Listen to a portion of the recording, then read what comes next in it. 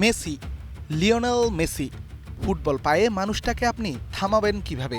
মেরে মাটিতে ফেলে, কিংবা ম্যান মার্কিংয়ে ডিবক্সের বাইরে রেখে? আপনি যখন এসব চিন্তার পরিকল্পনা করছেন, তখন ডিবক্সের বাইরে থেকে আলতো পায়ের ছোঁয়ায় দারুণ 2 অ্যাসিস্টে মেসি দলকে নিয়ে যাচ্ছেন ফাইনালের মঞ্চে। আর আপনি হবেন নীরব দর্শক, চেয়ে দেখবেন আকাশী নীলদের বিজয় উৎসব।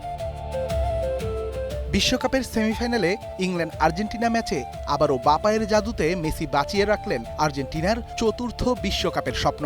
১১৫ মিনিটের ম্যাচ, ফাউল ২৬টা। মাঠে প্রথমার্ধের খেলায় যেন শারীরিক চ্যালেঞ্জটাকেই বেছে নিয়েছিল দুই দলের ফুটবলাররা। দ্বিতীয়ার্ধের শুরুতেই অ্যাটাকিং ফুটবলে ইংল্যান্ড ৫৫ মিনিটেই পায় সাফল্যের দেখা। মর্গান রজার্সের ক্রসে দারুণভাবে জায়গা বানিয়ে অ্যান্থনি গর্ডনের ফিনিশিংয়ে এগিয়ে যায় থ্রি লায়ন্সরা। তবে গোল খেয়েই যেন বদলে যায় Argentina.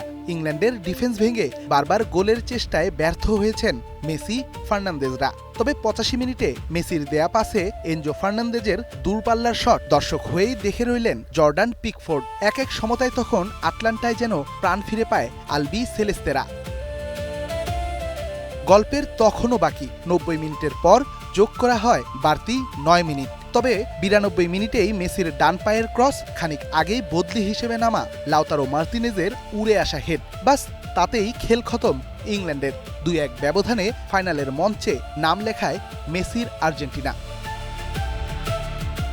Redwan Shaon, star play.